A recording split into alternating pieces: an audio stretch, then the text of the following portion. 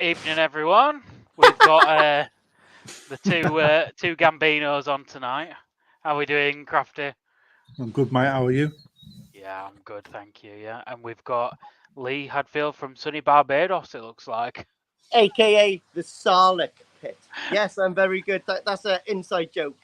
Only me, Krafty, and Joe knows that one. no further comment shall be made on the matter. Thanks guys for joining us again tonight. Episode 9 now. It's kind of flying along, isn't it? We've been doing this 9 weeks now. What have you been up to this week? Then have you been doing it koi wise, Lee? Yeah, the koi are fine. They're running themselves. Just keeping an eye on the ammonia actually, because I'm trying to raise the feed, but mate, that ammonia spike can just come out of nowhere, literally day by day. So I'm just trying to balance the feed, trying to come up a little bit without destroying my livestock. Well, you've got some appreciation for your aces as well, and the backdrop. I think that's the best backdrop so far this year. I think everyone will agree with me. No appreciation for your koi, though, mate. Yeah. Krafty, how about you? How are you finding time balancing work with the pond at the minute? Yeah, every day's a good day, mate. I ain't gonna lie.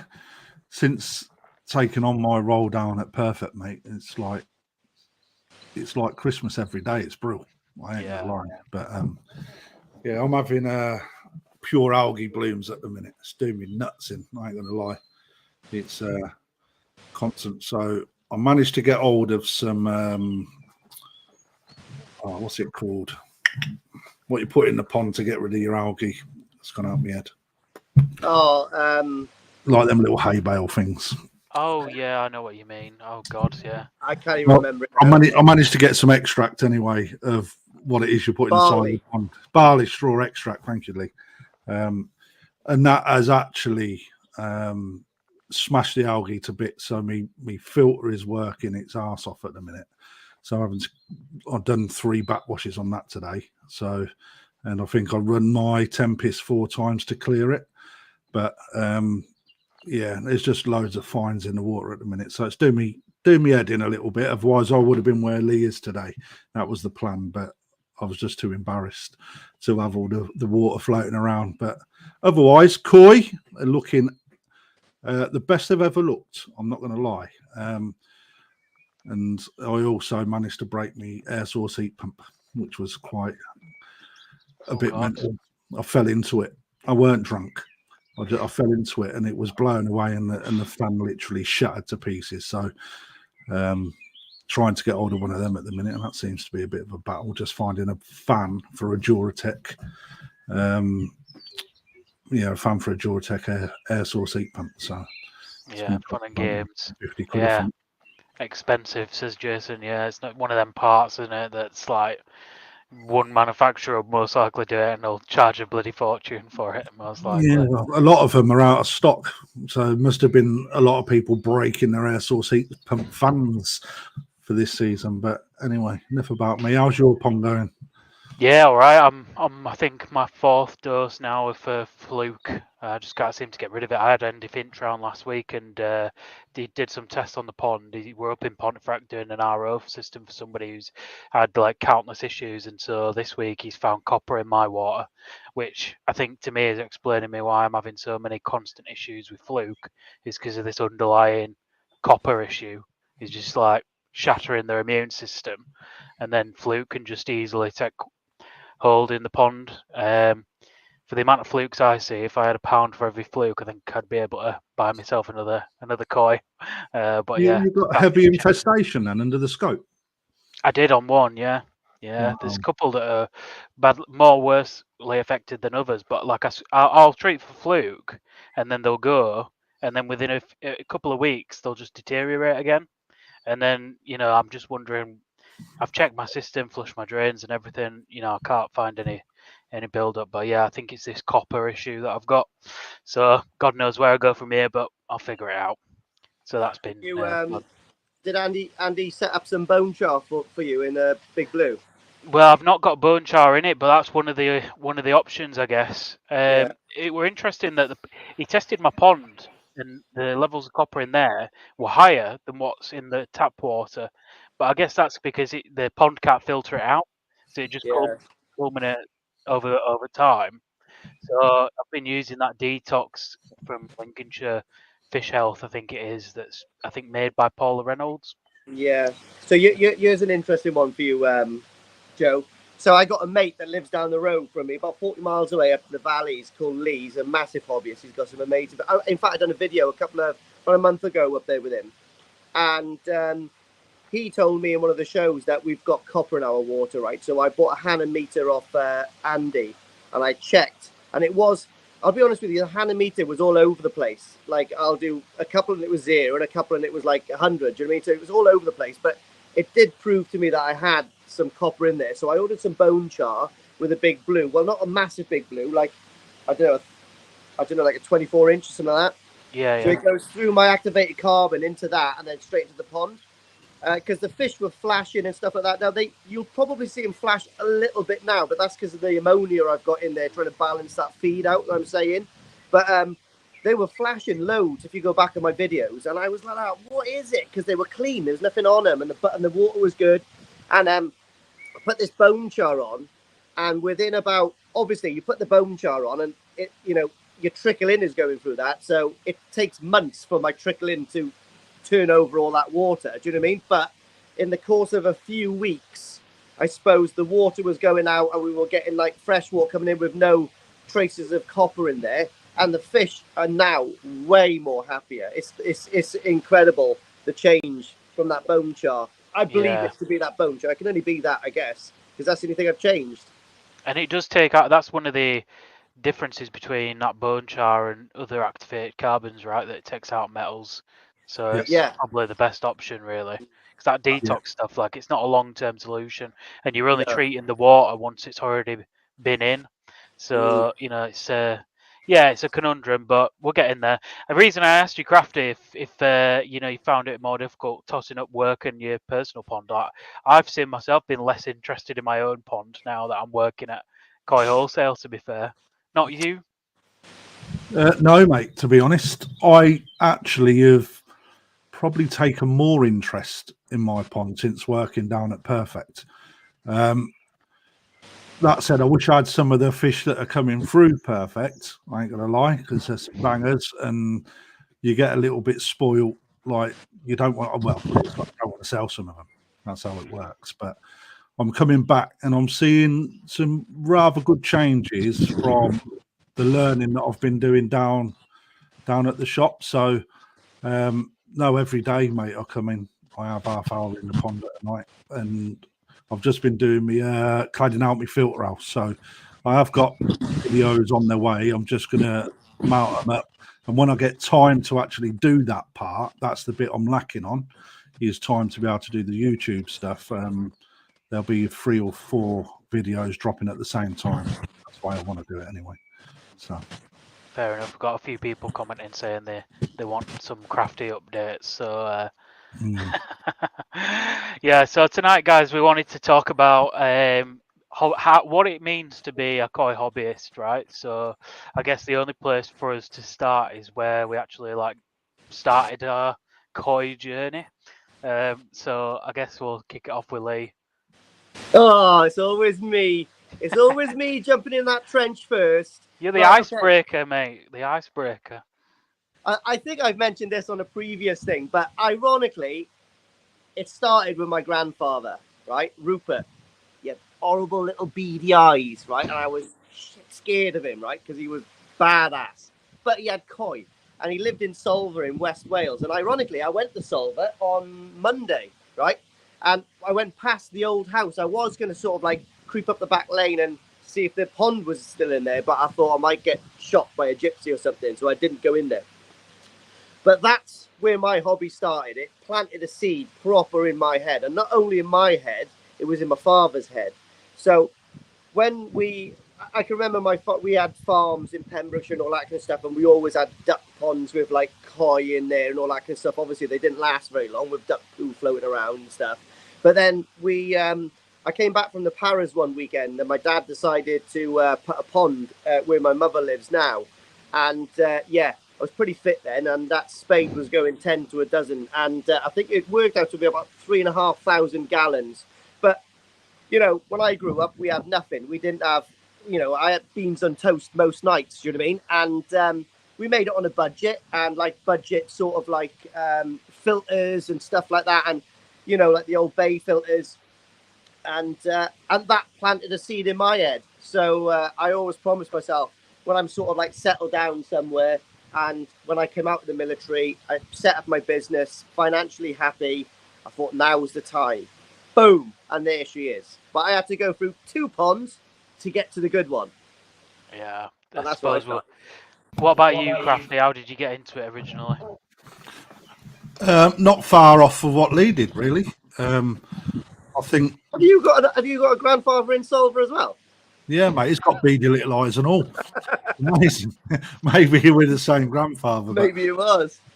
Well, I actually live not far from a place called Billing Aquadrome, which was the venue for a massive koi show back in the day before they moved it to Coventry. I might be wrong in saying that, but it was the biggest one in the UK, I believe. And I always used to get dragged down there with the old man.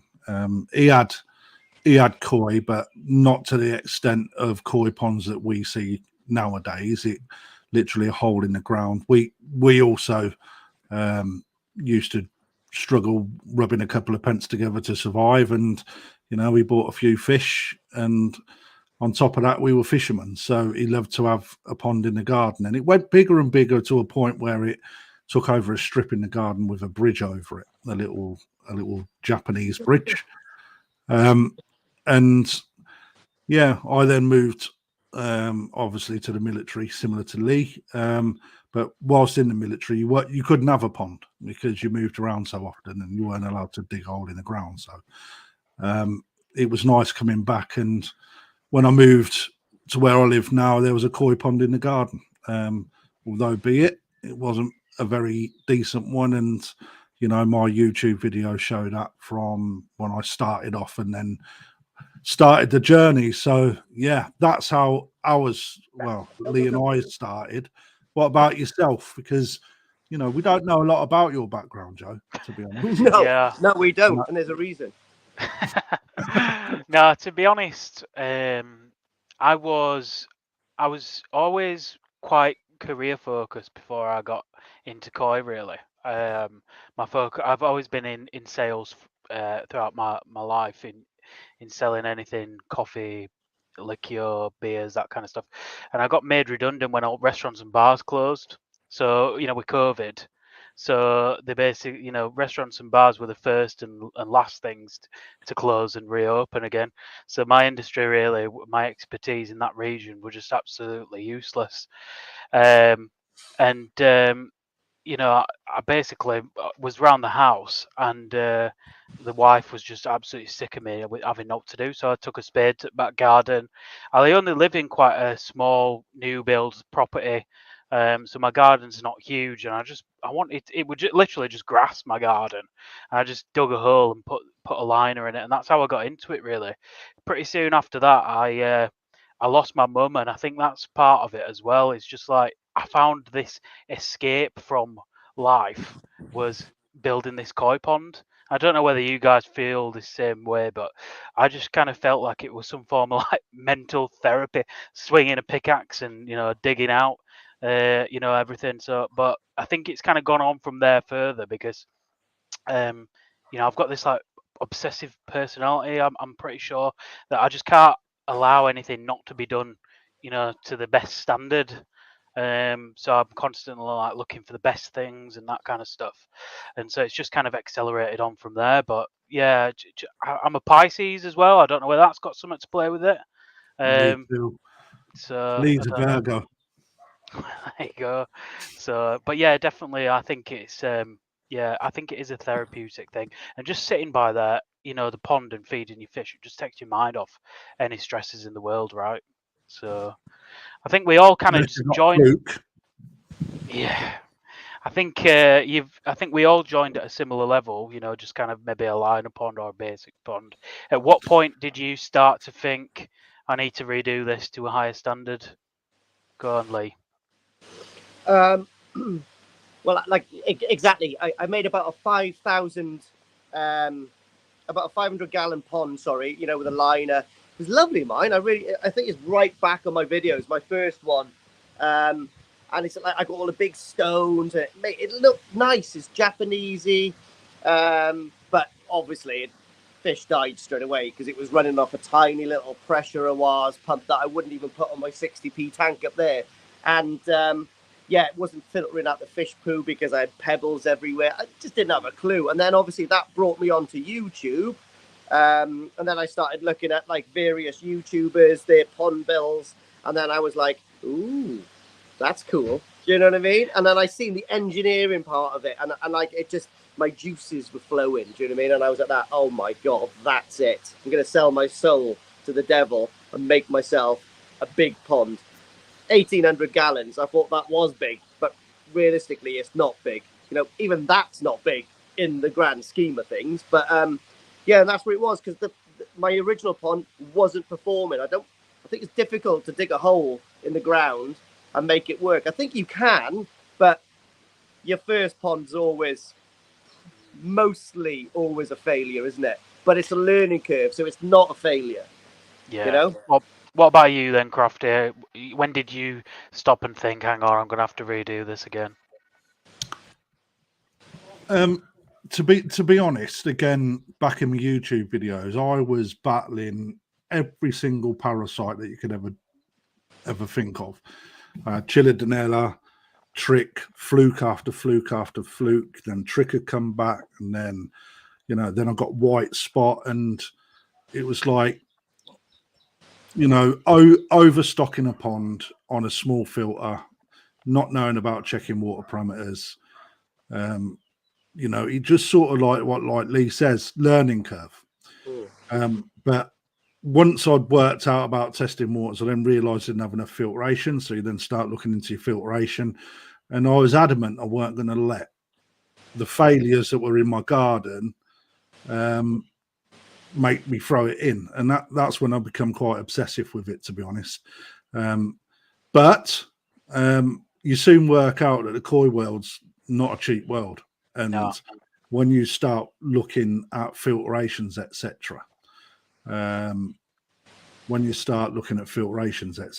you then start to go, blimey, I need to put my hand in my pocket here. And, like most people, it's like you got to watch your pennies even before the cost of living that we're seeing at the moment. And, so I thought, I'll tell you what I'm going to do. I'm going to look at what I can do on a cheapest budget as I possibly can and make a few sacrifices. So, when you start looking at, going back on what we said on our last one where we was with Chris, us three, it's like start to do the research, start to look at what you can do. And it then went from, okay, I've got decent enough filtration to why am I keep getting all this parasite issues? And I was like, the pond's not working. So it was like, I need to sack the pump fed system and I need to go bottom drain. And that's when I found out that actually the reason why I was getting the issues I were is not because of my filtration, it's that the pond that I inherited had been double lined and the liner that I had on the top had a split in it. So a load of fish waste was actually seeping underneath between two liners and it was literally a breeding ground for every nasty that you could possibly get. So that probably cost me hundreds and hundreds of pounds, if I'm honest, before I actually decided to rip it down with the amount of chemicals and stress and fish that I lost as a result of it, and so if there's anything to come from that, is if you have got an inherited pond, you really need to understand what it is that you're looking at, because it can cost you and frustrate you like beyond belief, to be honest. But then once you get it all up and running, that's when you start looking at koi, isn't it? And then it's like you go from your small tozai down the garden centre for £6.50 to I want a bit more quality, I want a better breeder, I start to have favourites in varieties, etc. So that's pretty much where we're heading with the conversation, to be honest. So it's for someone that is so junior in the actual hobby itself, Joe, you've got quite a decent little bit of knowledge, and Lee, actually, because Lee, you haven't been doing it long either, and it's good to see people going from, and there's nothing wrong with this, from your cheaper variety koi and growing them on to actually cheaper koi to more expensive tozai with better qualities and then growing them on. It's how did you get into that bit?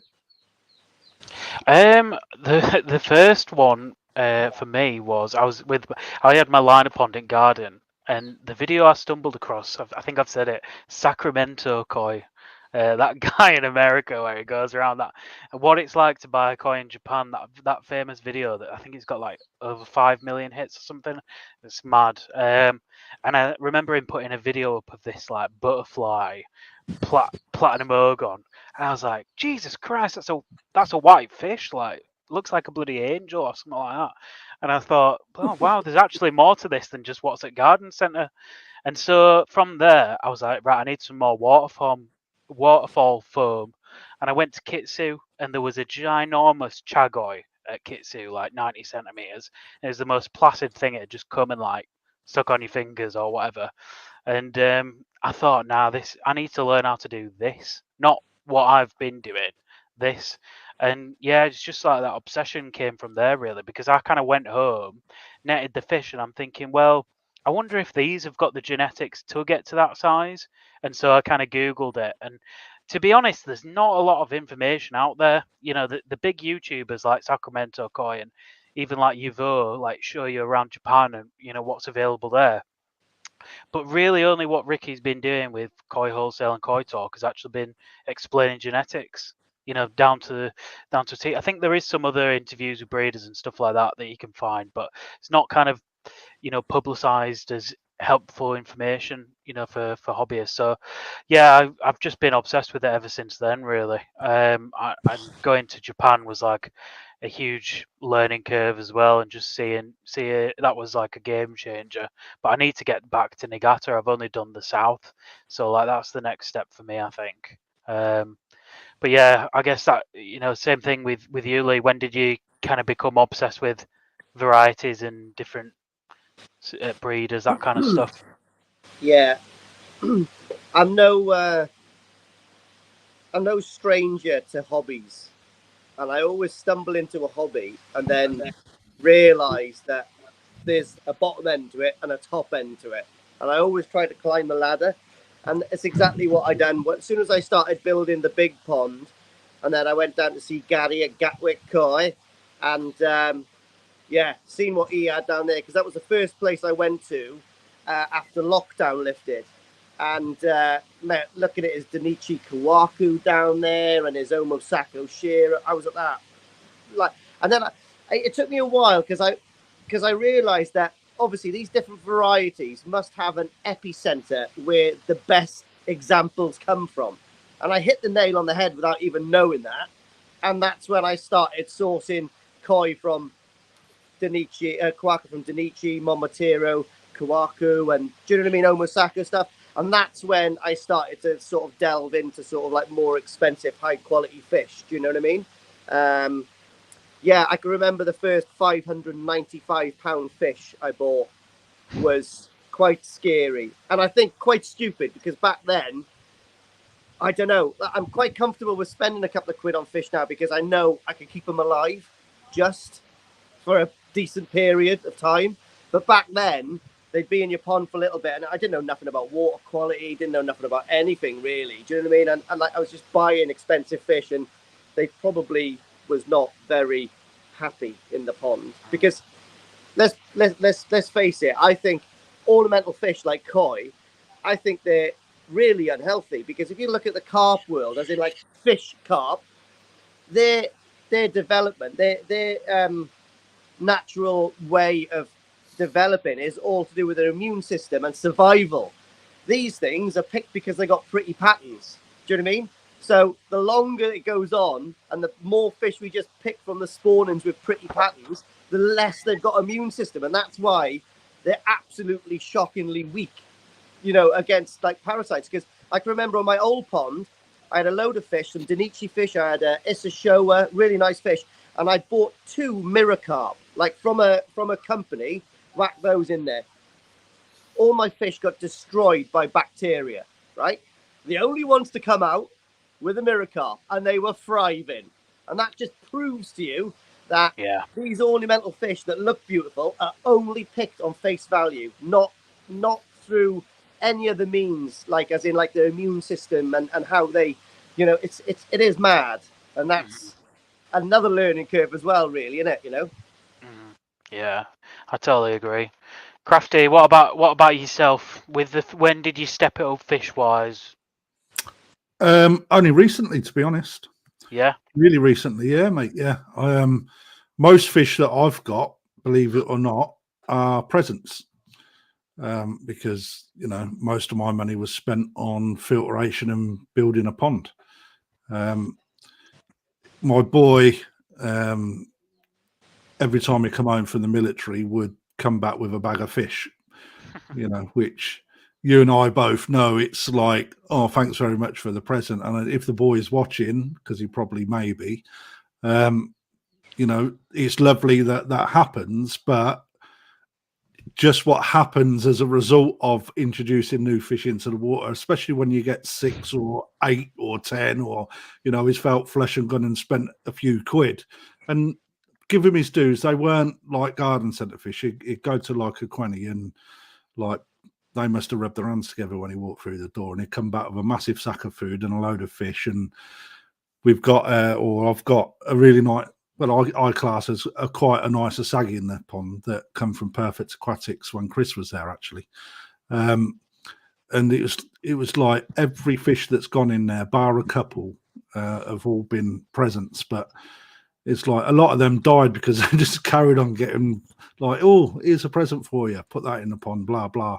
But only recently, after I've got my pond done, have I started to now turn my attention to better quality fish. And I've added Dainichi, Sakai, Omasako, and they're fish that I actually wanted and picked.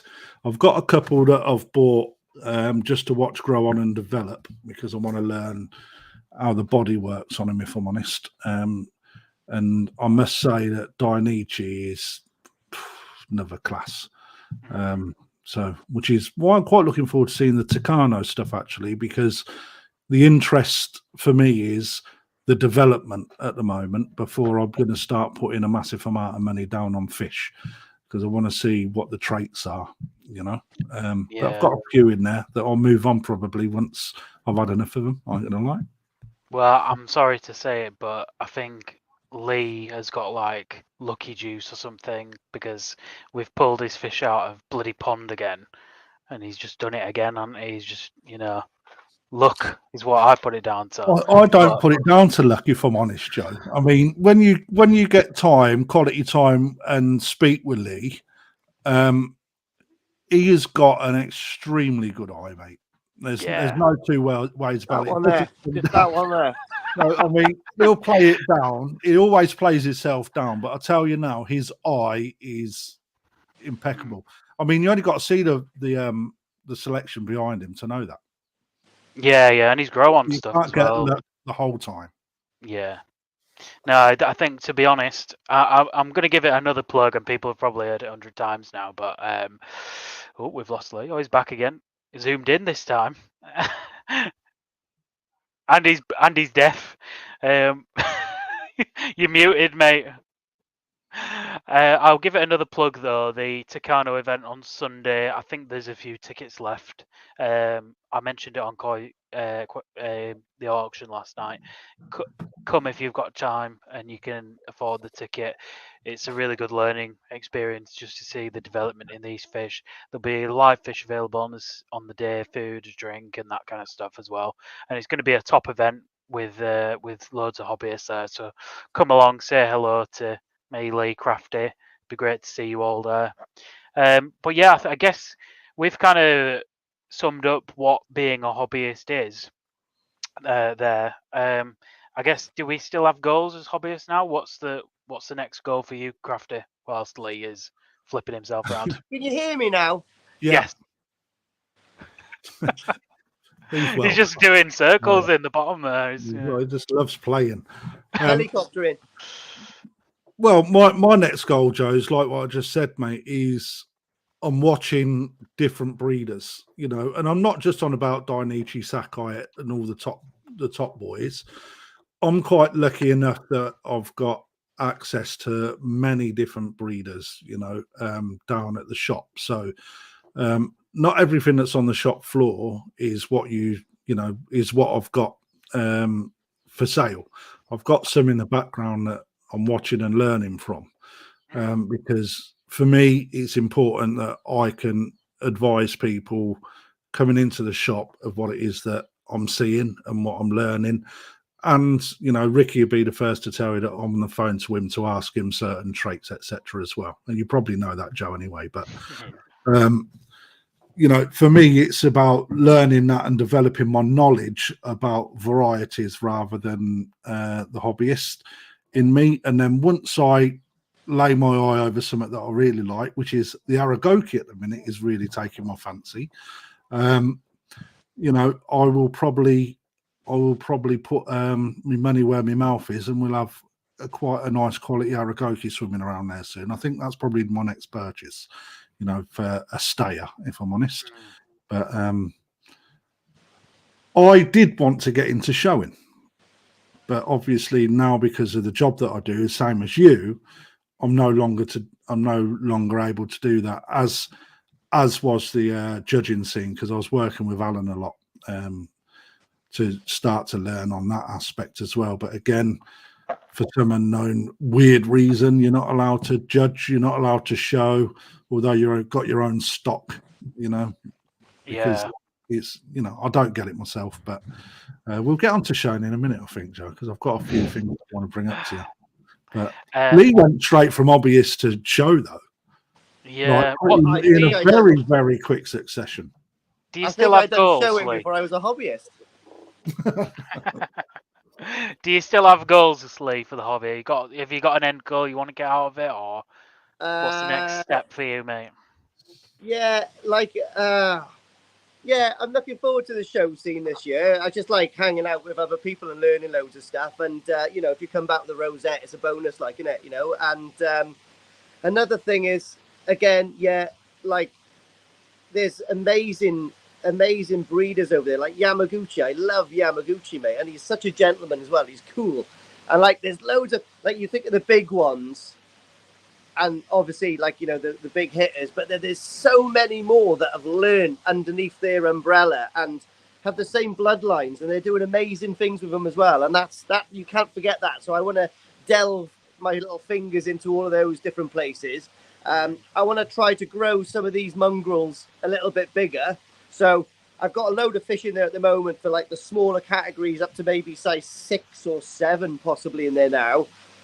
But I think after this year, I might thin a load out and just keep a moderate amount to try to get some size on them. So I think my next sort of process would be, starting to get some fish to 75 cm or something like that. That would be a good target for me. I'd be quite chuffed with that if I could get a fish to 75 cm. So I'm not a mile off, but I'm, it can happen. I'm sure it can happen in this pond. So we'll see. Yeah. I think What is your biggest fish at the minute, Lee? 66, 67, something like that. Which Oh, actually we'll surprisingly do that. don't look that big, but some of them actually are. It's surprising when you pull them out and you bowl them and you go, you think they're 55 still, but they're not. They grow.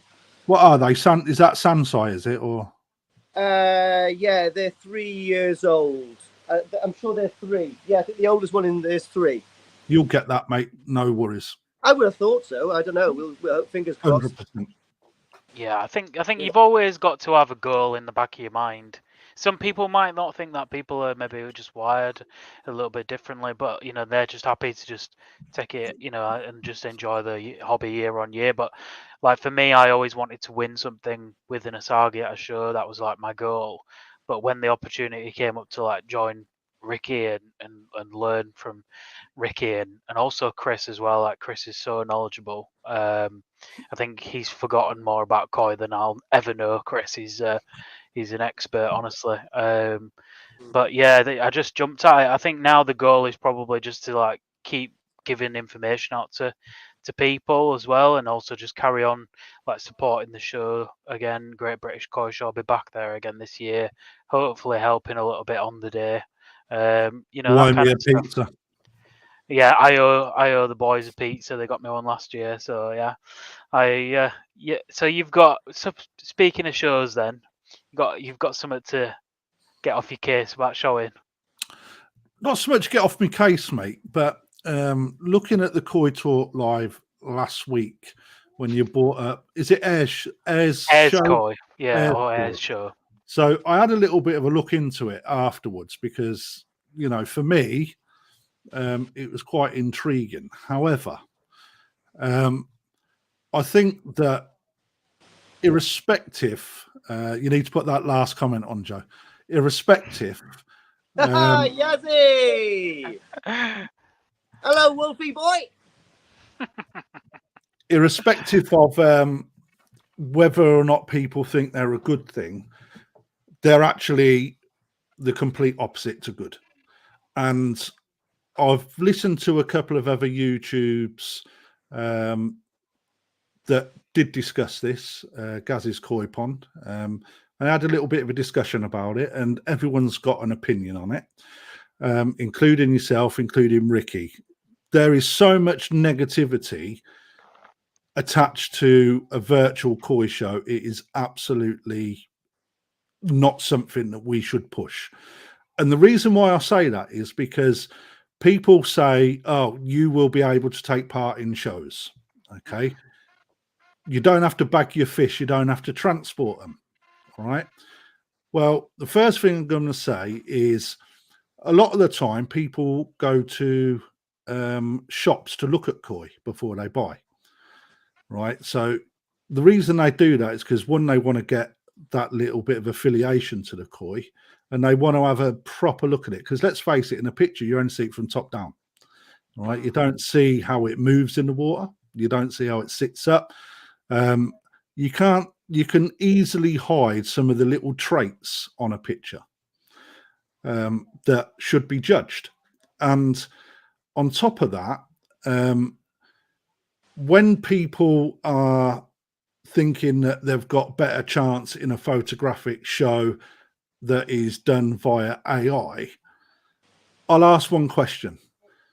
If you was up against people in Japan, how do you think you'd get on? Yeah, you're not gonna the banks and banks of fish that maybe Sakai, Danichi, and others have available. You're never gonna stand a chance. That's my point right there.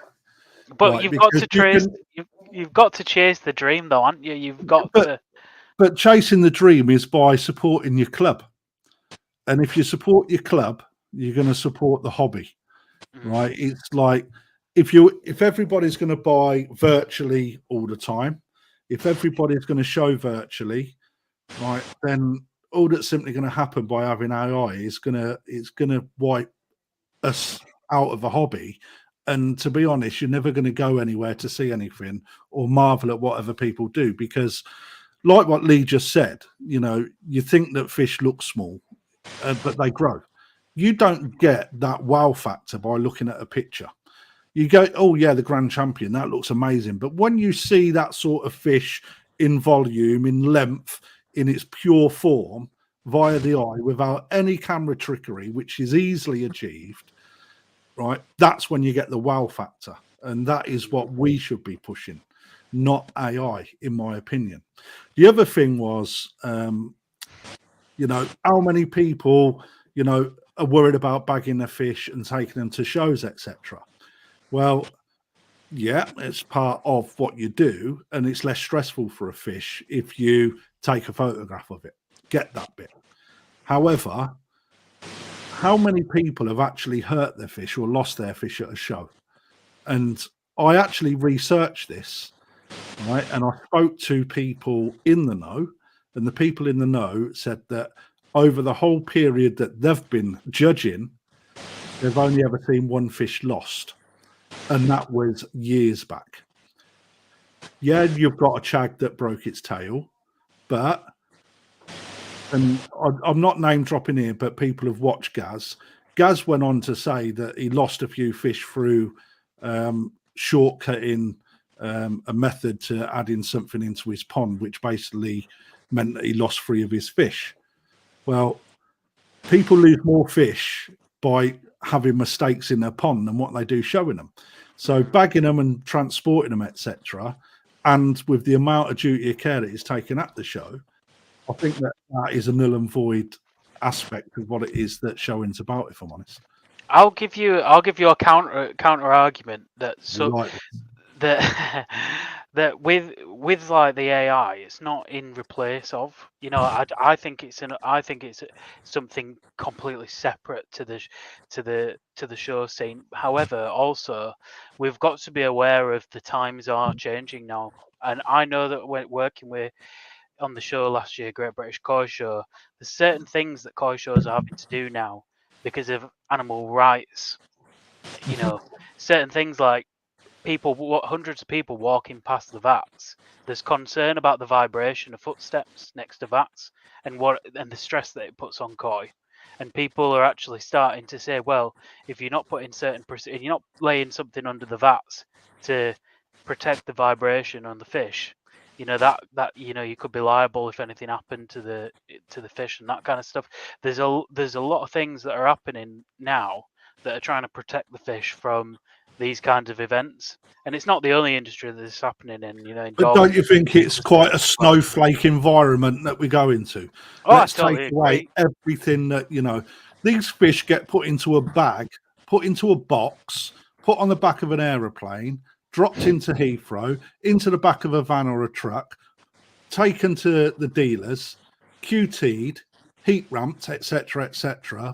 They put their life through a run of the mill, but getting someone walk past a vat, what you're saying there is that I can get hundreds of people come through the shop at a weekend, and I mean it. You know, one of the big things that I have issues with is people putting their fingers in the ponds. You know, biosecurity. You know, and then we had an incident where a fish jumped out of the water after it was startled by a young boy.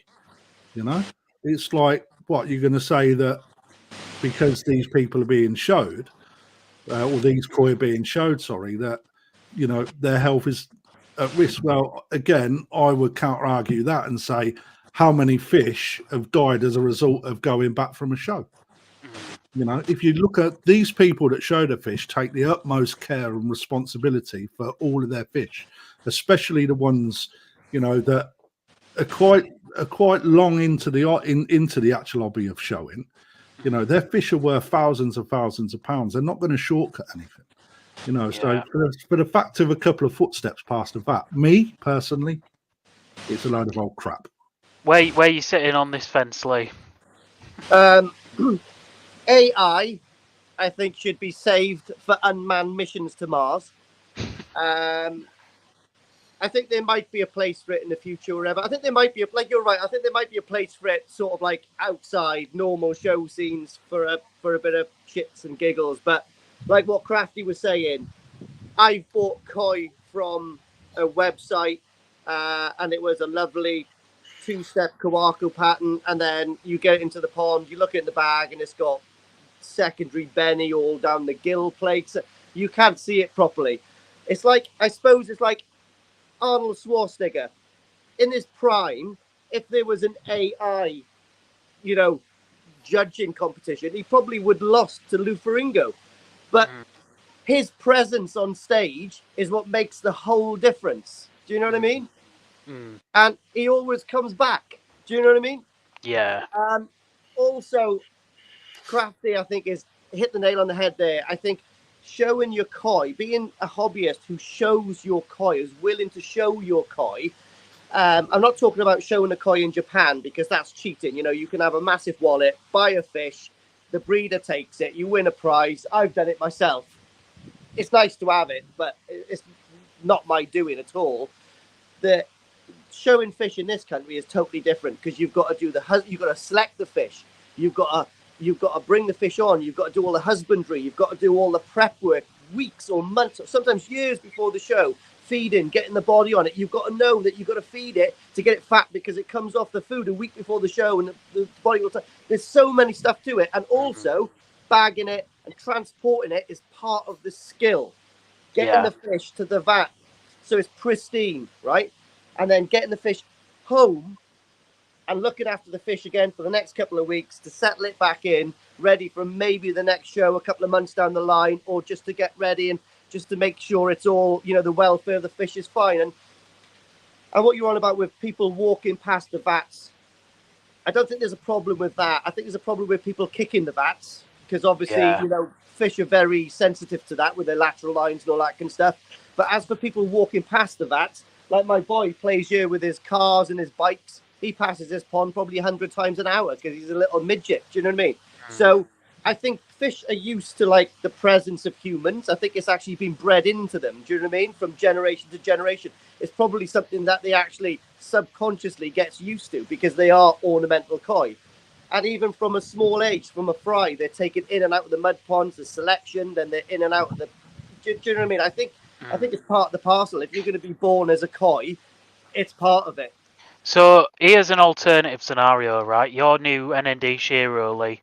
You've spent weeks and weeks conditioning that for a show, and you get it to tip-top condition, and then you put it in a show vat, and Shiro notorious for losing skin condition.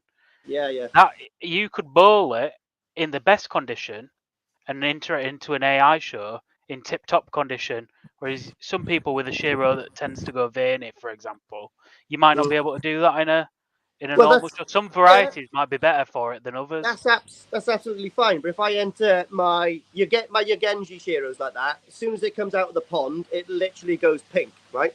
But then I've got the argument where if everyone bowls a koi in mint condition and does the AI, then we're all in the same boat. If everyone takes a koi to a show vat 4 hours away, we're all in the same boat. And then you've got really experienced judges which will understand that Shiro is in mint condition. It's a bit veiny, so it's stressed out. So a qualified, clever judge will discount that little bit anyway. Do you know what I mean? They understand. They know what's happening. They take that into account. They take it into an account. Yeah, Again, if you bag a koi, it throws a scale. I believe you can state that, right? I bagged it, it's thrown a scale, and that's taken into account when they're getting judged as well, I believe, Yeah. So, I think everyone's in the same boat if you're doing the AI or you're transporting fish. I think, obviously if I done a show up in Scotland, then my koi is going to be in a bag for 8 hours. If you live in Carlisle, then it's going to be in a bag for half an hour. So there's a little bit of a difference there, but it's part of the parcel, isn't it? Maybe that Scottish guy will come down to Wales one day. Redemption. No, it's true. I guess the question would be then, would you ever consider doing it for a small fee? Is it something you consider, yes or no? What, do the AI one? Yeah. Yeah, I'll do it. It's no skin off my back. I'll just do it, I don't even have to travel anywhere. I've got no problem with it. It's just I don't think it's the future. Yeah, no, I agree with that. I don't think it's going to take over anything. I just I almost think there's a place for the photo show with real judges in Japan, and maybe pay a little bit more for the judges' time, but have it not judged by AI, have it judged by the And actual again, judges themselves. that's another amazing thing, right? I've got some nice koi, but I'm absolutely crap at taking photos of them.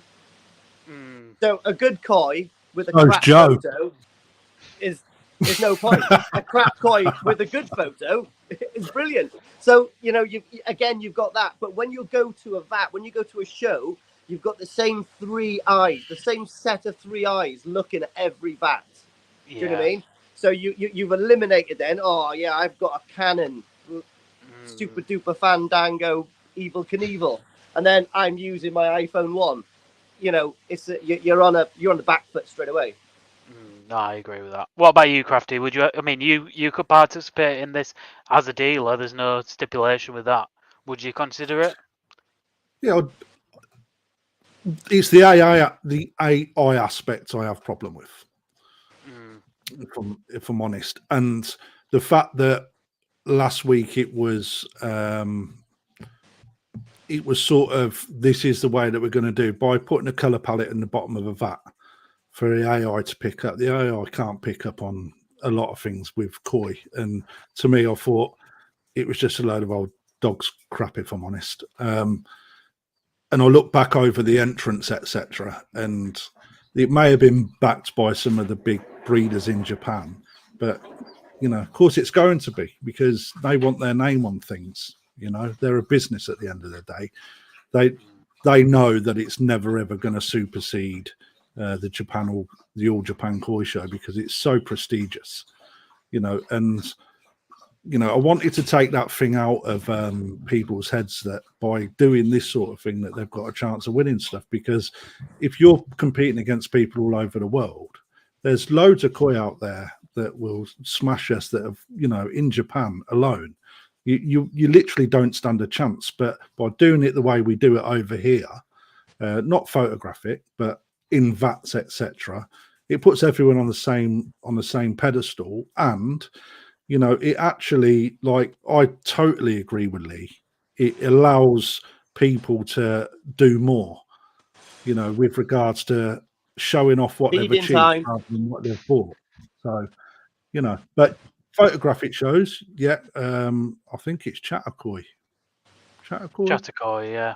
Yeah, that do photographic shows, and there's nothing wrong with them as long as it's somebody looking at pictures and judging. But Alan Tate will tell you it's very difficult to judge a koi from a picture than what it is in real life.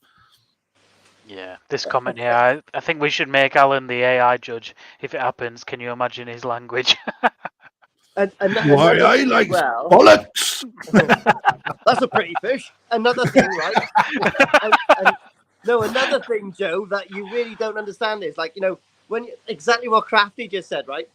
There's not many people in the grand scheme of things that do shows. It's only sort of like, it's only like the people that are willing to get into the gladiatorial arena and battle it out, okay? But if you think gladiators are tough, farmers are tougher, right? So, but there's a million farmers out there probably with koi. So what I'm saying is, imagine the amount of people, amazing hobbyists in this country and all around the world, that don't show their koi, that have got ponds on the quiet, and they're absolutely amazing. We would never win nothing. If the AI done its job properly, I reckon even Danichi wouldn't win anything. Do you know what I mean? Because I bet there's some serious fish under wraps kicking around in little back garden ponds that are absolutely perfection, but they don't want to take them out to show them. Yeah, I think that's one of the things, is like, I was speaking, you know, with James, and I only really have one experience of one show, so, you know, trying to get some of these people out of the, you know, hiding to come and show, because I think there has been cases over the last couple of years where it has been the same fish every year, you know, the same hobbyists every year come in and bring in the fish. So, like, you know, last year we had quite a few, well, it was the first show ever, but quite a few people in the north coming out for the first time. You know, quite a lot of Tim Waddington's customers there. You know, that was nice to see. And yeah, there was loads of fish that I don't think people had ever seen before. But you were new to it, Lee. You know, last year. What was your overall, like, feeling last year? I bet what showing it was amazing. Showing, Like, yeah. The best thing was not particularly showing the fish, not particularly winning the odd rosette. It was just the environment, meeting other people that are interested in the same thing and learning from them. The only downside that I could see was that once the show was over, everyone bomb burst. There should have been some line dancing or something that I could have done with people. And you know what I mean? Like, I have to walk from pub to pub trying to find like experienced people to pick their brains. It was, you know, I want a symposium of minds. I want to learn something from everyone. Do you know what I mean? And that's what it's about. And that's what someone commented just now. The AI one will actually take the socialness out of the hobby, and it's not a very social hobby anyway, because you can't take your pond. It's not like going to the Tesco's car park for a burnout with your Citroen Saxo. Do you know what I mean? It's like it's quite a lonely hobby. So and YouTube is great for that, because you get to see stuff and listen to stuff and hear stuff, and I said that twice, and learn stuff. But it's good to get, you know, drunk with people. Yeah. I'm excited to see everyone at the shows again. We're not that far away from it, so No. yeah, I think, you know, it's definitely the main part of the season for me is the shows. It's just like a communal celebration of koi, isn't it? And some people just view it as walk around, see the fish, go home. And if you see it like that, I think you're really missing the point of it, because I think there's much more to it. You know, go speak to the dealers, see what new products have been launched as well from manufacturers. That's a big part of it. You know, the offers on fish, different breeders that, you know, different dealers are bringing in and all that kind of stuff. Yeah, and there's always conversations about, I think this koi should have beaten that, and you know, that's the main part of the koi shows for me. But yeah, I guess that's what the social aspect's about, though, isn't it? Everyone has their own eye. You know, judging's completely different. You know, and I think that, you know, we will see that this weekend actually between. It'd be better if you were in it. Between Alan and Rick. Because I know they have completely different views on how to judge a fish, if I'm honest. So it's going to be interesting. So let's put a plug in. There are tickets still available for that. Managed to sell a couple today. For those people that don't know, we're going to have Koi Talk live on stage. There's going to be auction fish available. Takano fish are going to be available. Can I take my Tancho Kini for later stay on stage? Do it. I'm not sat next to Lee. Krafty can sit next to Lee. I'm sitting at the opposite near you, mate. I don't mind. We've shared a bed. You know what I mean? Sitting next to him. Oh God. Yeah. So, you know, and I think that the big thing for me will be to listen and learn from the likes of Alan and Rick when they start discussion on the Takano Grow and Show, because that's going to be mic'd up and live. So go on, Lee. Right, I've got an easy pod that I don't want. There's going to be a gold mug involved. That's the prize. You'll have to PP it, but you're going to get an easy pod if you get the gold mug. That's cool, isn't it? Yeah, and if you don't want it, you can always sell it. And if you don't want it, you can turn it into a toilet. That is one way of filtering out debris. Well, that's it, isn't it? So yeah, I'm excited for Sunday. What are you hoping has happened with your koi, Lee? Have you got an image in mind? What's happened? Yeah, red and white with black speckles on it, hopefully. No way. Yeah, and I want the perfect anal fin. I'm happy with that. Well, we've it's all got about the anal fin for me, which AI fin cannot pick up. It's dorsal fin. We had this discussion on the auction last night. We've got a dorsal fin appreciation society going on, so you can join. Is it chaired by you, Joe, by any chance? Chaired by me, yeah. Wow. You've got to have a clean dorsal fin. That's the rule. So in fact, sorry to butt in. Obviously, I'm kind of involved with the Grow and Show, and I have been sent a little picture of my Sankey from Uncle Takano, and I sent Uncle Takano the video of the Sankey, and he sent me a little Japanese emoji. So he likes it a lot. So and it's nice. So It's not the best there, I don't think, but I'm very happy with it, and I hope it's female. However, I'm not quite sure because it's got a little bit of colour to the skull, so that probably will predict. Is that a word? Predict. That's it. Yeah, but I wouldn't worry too much about that. I was surprised that there'll be some videos coming out, over the course of the weekend. I think after the show, for people that aren't attending, but I think there'll be some content there, whilst the show's going on for people as well. But so we've documented the pond they've come out of as well, and people are going to be blown away by that. So I've also secured 32 of those fish. Oh, right. Head over to Perfect Aquatics to find out more then. Yeah, they're arriving tomorrow, actually. Yay! There you go. Like I said, every day's a Christmas day for me. It's brilliant. And I think Steve has stolen some of my footage from Takano as well to put on loop as well, haven't they? I think in the venue. That's cool. I think we've got a question time live, an auction live as well. We've got Liam Tickle from the Rare Breed Pork. So that's going to be the food and catering for the event. And if you remembered that, mate. So I hope he brings me a meat sack again. That sounds wrong, but I hope I get a meat sack, Liam. Honestly, it always ends up talking about sacks of some sort, doesn't it? So I think that's a good place for us to end there. We've gone the full hour. Bear with us, Joe.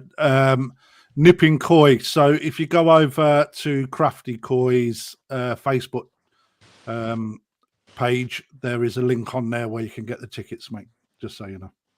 There you go. Yeah, I think there's a few left. I can't believe there's a few left because there's loads of cool little bits and bobs going on in there. But I am buzzing to see what the fish have achieved. Do you know what I mean? Yeah, I'm actually going to take. Have they all been photographed again, Joe? Yeah, not. So they've been just documented, so it's not like a professional, photograph. But you can see certificates here again as well. Do you get a certificate as well? The originals are there. Right. Okay. So I've got the original. Yeah. Yeah. So some people didn't collect the certificates first time round, so you'll have opportunity to pick them up this weekend if you didn't already. There's also 4 prizes, isn't there?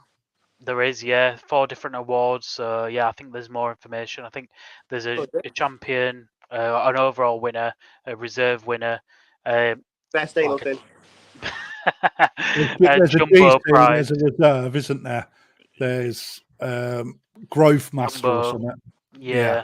And then there's like a Takano prize as well or something. So there's 4 awards handed out, and I'm excited to see if there's any other events we end up doing in future as well, because this is just. I think everyone wins £1,000, don't they? I'm sure Rick. I think the people that have helped. Not if it's coming out of Ricky's pocket. All right, guys. So unless there's anything you want to talk about, let's call it there, and we'll catch you next week on Koi Talk Live. Thanks for joining us. Thanks, guys. Thanks, Krafty. See you later.